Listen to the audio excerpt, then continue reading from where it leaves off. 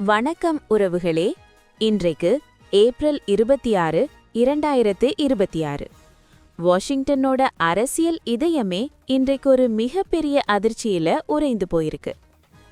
வளைகுடா போர்க்களத்துல ஏவுகணைகள் பாயறத பார்த்து கொண்டிருந்த உலகத்துக்கு நேற்றைக்கு இரவு வாஷிங்டன் ஹில்டன் ஹோட்டல்ல இருந்து வந்த அந்த பகிர் செய்திகள் இன்றைக்கு ஒரு பெரிய இடியா விழுந்திருக்கு. ஜனாதிபதி ட்ரம்ப் உரையாற்றிக் கொண்டிருந்த அந்த பிரம்மாண்டமான அரங்குக்குள்ள இரவு 8:30 மணியளவில் திடீர்னு துப்பாக்கி சத்தங்கள் கேட்டிருக்கு. அது ஒரு ஆபத்தான வேலை என்று ட்ரம்ப் இன்றைக்கு வெள்ளை மாளிகையில இருந்து முழங்கியிருக்கிற அந்த பகிர் பின்னணி என்ன? மேடையில இருந்த மெலானியா ட்ரம்ப் உடனடியா கவனித்த அந்த ஒரு விஷயம் என்ன? சீக்ரெட் சர்வீஸ் ஏஜென்ட்டோட உயிரை காப்பாற்றின அந்த ஒரு அங்கி, 31 வயது கோல் ஆலன் போட்ட அந்த மெகா ஸ்கெட்ச். செய்திக்குள்ள போறதுக்கு முதல்ல அந்த 3 முக்கியமான பாயிண்ட்ஸ் இதோ. தாக்குதலுக்கு பிறகு ட்ரம்ப் விடுத்த அந்த ஆபத்தான தொழில் என்கிற பகிர் ஸ்டேட்மெண்ட். ட்ரம்ப் நிர்வாக அதிகாரிகளை கொன்று குவிக்க பிளான் போட்டு கோல் ஆலனின் ரகசிய வாக்குமூலம். வாஷிங்டனில் குடியரசுக் கட்சியினரும் ஜனநாயக கட்சியினரும் கைகோர்த்த அந்த நெகிழ்ச்சியான ராஜதந்திர திருப்பம். சர்வதேச அரசியலின் பின்னணியில் அமைந்த இந்த சிறந்த செய்தியை இறுதி வரை முழுமையாக பாருங்கள். வீடுகளை விற்க, வாங்க, பராமரிக்க அல்லது காணியை வாங்கி புதிய வீடினை கட்ட, உங்கள் கனவுகளை நனவாக்க நீங்கள் ஜெஃப்லாண்டுடன் இணையுங்கள். உறவுகளே, வாஷிங்டனோட ஹில்டன் ஹோட்டல்ல நேற்றைக்கு இரவு 8:30 மணியளவில் நடந்த அந்த சம்பவம் ஒரு நொடியில அமெரிக்காவோட சரித்திரத்தையே மாற்றி எழுதியிருக்கும். ஜனாதிபதி ட்ரம்ப் மற்றும் மெலானியா ட்ரம்ப் இருவரும் மேடையில இருந்தாங்க. அப்போ திடீர்னு துப்பாக்கி சத்தங்கள் கேட்டிருக்கு. அரங்கு முழுக்க இருந்த விஐபிகள், அமைச்சர்கள் எல்லாரும் பயத்துல மேஜைகளுக்கு அடியில ஒளிந்து கொண்டாங்க. அந்த நிமிஷமே சீக்ரெட் சர்வீஸ் ஏஜென்ட்கள் ட்ரம்பையும் மெலானியாவையும் அப்படியே அங்கிருந்து வெளியேற்றினாங்க. வெள்ளை மாளிகையில இன்றைக்கு பேசின ட்ரம்ப் அந்த திக் நிமிடங்களை எப்படி விவரிச்சார் தெரியுமோ? முதல்ல நான் ஏதோ ஒரு சாப்பாட்டு தட்டு கீழே விழுந்த சத்தம் வேண்டுதான் நினைச்சேன். ஆனா அது துப்பாக்கி சத்தம். எனக்கு முன்னாடியே மெலானியாவுக்கு அது என்னன்னு புரிஞ்சிட்டுது. அவங்கள் ரொம்பவே கவனமா, அதாவது காக்னிசென்டா இருந்தாங்க என்று ட்ரம்ப் சொல்லியிருக்கார். 2024ல பென்சில்வேனியாவோட பட்லர் என்கிற நகர்ல நடந்த தாக்குதலுக்கு பிறகு ட்ரம்புக்கு நேர்ந்த இந்த 2வது மெகா கொலை முயற்சி இதுதான் உறவுகளே, இஞ்சி கவனிங்கோ. தாக்குதல் நடத்தின அந்த 31 வயது மர்ம நபர் கோல் ஆலன் இப்போ பிடிபட்டு மருத்துவமனையில இருக்கான். இவன் கலிபோர்னியாவோட டொரன்ஸ் பகுதியை சேர்ந்தவன். இவன்கிட்ட ஒரு ஷாட்கன் மற்றும் ஒரு கைத்துப்பாக்கி இருந்திருக்கு. இவன் விசாரணையில கொடுத்திருக்கிற வாக்குமூலம் தான் இப்போ வாஷிங்டனையே அதிர வச்சிருக்கு. நான் ஜனாதிபதி ட்ரம்பை மட்டும் கொல்ல வரல, ஒட்டுமொத்த ட்ரம்ப் நிர்வாக அதிகாரிகளையும் சுட்டு கொல்லதான் வந்தேன் என்று அவன் பகிர் வாக்குமூலம் கொடுத்திருக்கான். அந்த அரங்குக்குள்ள ஜேடி வான்ஸ் முதல் எல்லா அமைச்சர்களும் இருந்தாங்க.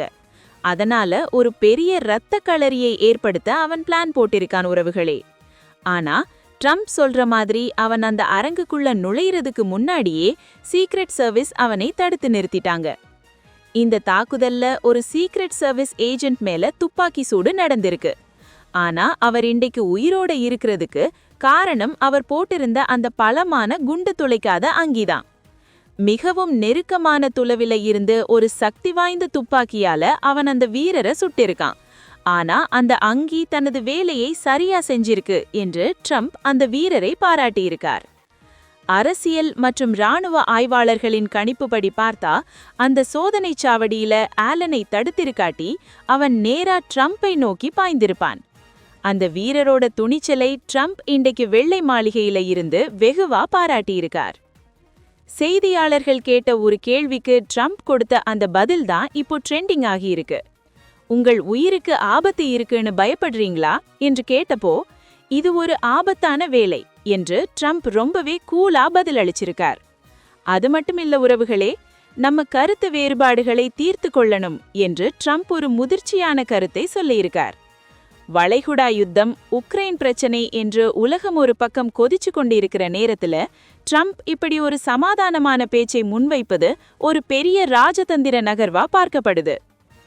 ட்ரம்ப் இன்றைக்கு பேசும்போது ஒரு நிகழ்ச்சியான விஷயத்தை சொன்னார். அந்த அரங்குக்குள்ள குடியரசு கட்சியினர், ஜனநாயக கட்சியினர், லிபரல்கள், கன்சர்வேட்டிவ்கள் என்று எல்லாரும் இருந்தாங்க.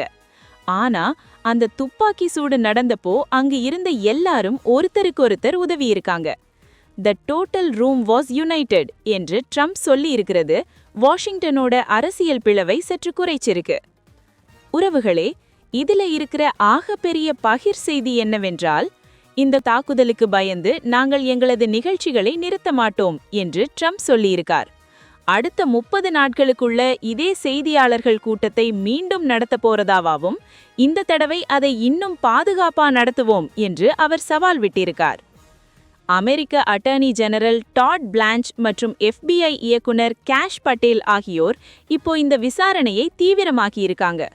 கோல் ஆலனுக்கு பின்னாடி ஏதும் சர்வதேச நாடுகள் இருக்கா அல்லது இது ஒரு தனி ஓனை தாக்குதலா என்பதை அவங்க கலிபோர்னியாவில் இருக்கிற அவனது வீட்டை சோதனை செய்து கொண்டு இருக்காங்க.